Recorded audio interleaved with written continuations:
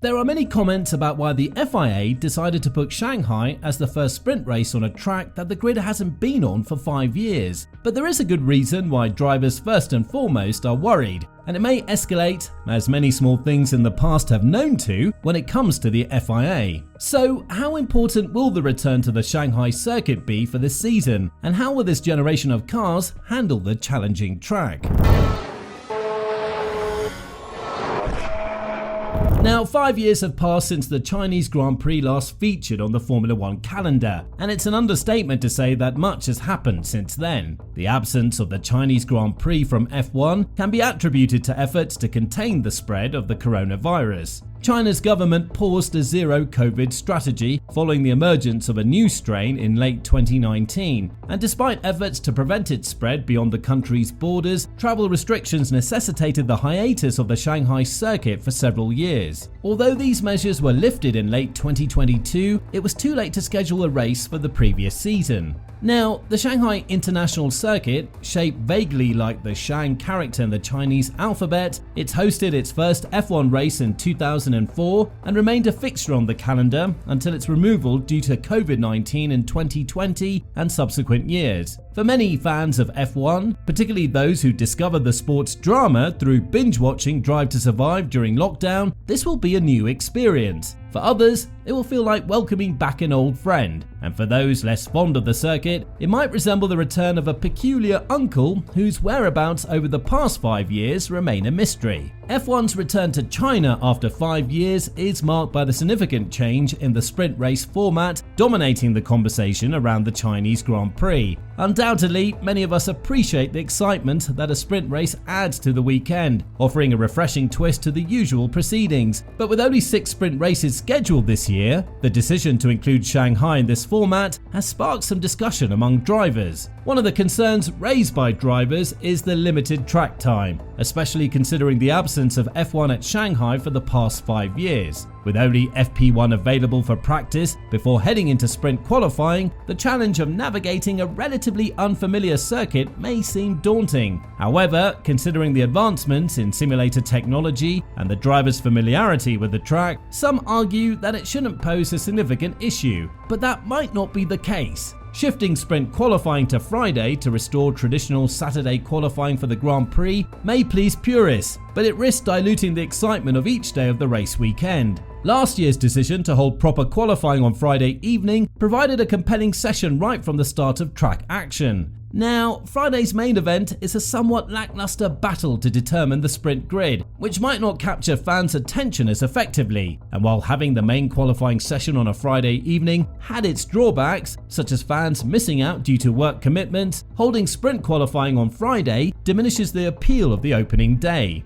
It's understandable why some fans might find the sprint qualifying session less engaging, as it essentially mirrors the regular qualifying format, albeit in a slightly condensed form. If there must be a separate qualifying session for the sprint, it should offer something more distinct and captivating to viewers. Considering the success of Sprint Saturday last year, where both sprint qualifying and the race occurred on the same day, Saturday morning emerged as an ideal slot for sprint qualifying. This format provided fans with compelling content each day of the weekend, prioritizing main qualifying on Friday, the sprint race on Saturday, and the Grand Prix on Sunday. It also made the secondary qualifying session easily accessible for interested viewers while being skippable for others. However, the current setup risks alienating casual viewers, as there's little incentive to tune in on Fridays beyond the dedicated fans who would watch practice sessions regardless. If F1 aims to attract a broader audience beyond its core fan base, these changes for 2024 seem to move away from that objective.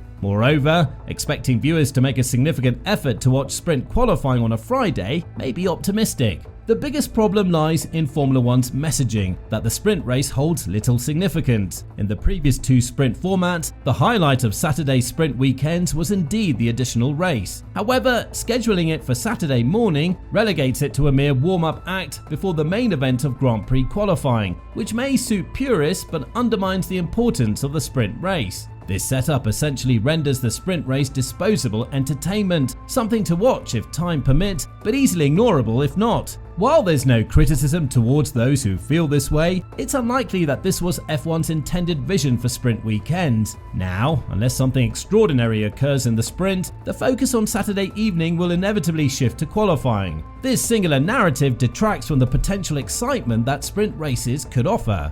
It's doubtful that F1 intended for sprint weekends to evolve in this manner, and if these consequences catch anyone within F1 off guard, it suggests a lack of foresight in implementing these changes. While sprint races have their critics, relegating them to less prominent slots in the weekend schedule makes them easier for fans to overlook. This could be seen as a considerate move given the increasing demands of following F1, but it's unlikely that this was F1's primary motivation. After all, if the goal is to make sprint sessions easier to miss, why have them at all?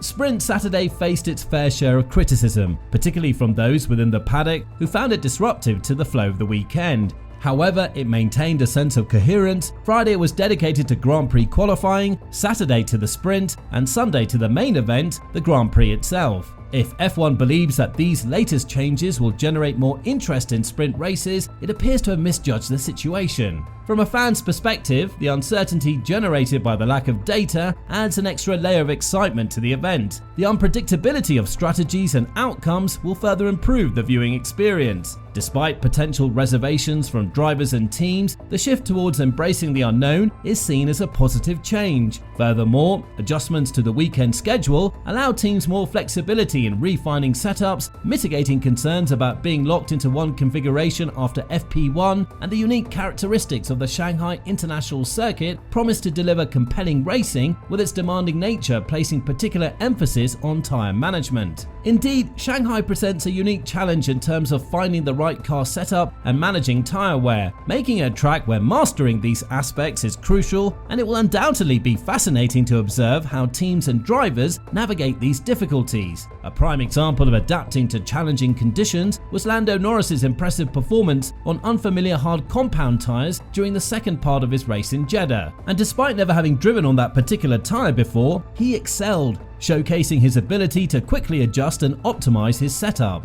Weather conditions in Shanghai can also add to the complexity, but the track's layout, particularly the long back straight and the sequence of corners leading up to it, offers ample opportunities for exciting racing. The recent resurfacing of the circuit adds another layer of intrigue, with the possibility of teams experiencing similar slippery conditions as seen in Istanbul in 2020. The track's challenges, combined with a fresh surface, promise an engaging weekend of racing. It's moments like these that highlight the skill and adaptability of drivers and teams in the face of ever-changing conditions. The funny thing about the Shanghai track is that it was constructed on a swamp, which caused significant bumps to develop over time, particularly noticeable on the approach to Turn 1. The decision to resurface the track is certainly welcomed, as it eliminates these irregularities and provides a smoother racing surface. However, resurfacing introduces its own challenges, as we saw in Istanbul in 2020. Resurfaced tracks often pose uncertainties for teams and drivers, as the simulation data may not perfectly align with real-world conditions. And despite advancements in simulator technology, nothing quite replicates the feel of driving on a freshly resurfaced track.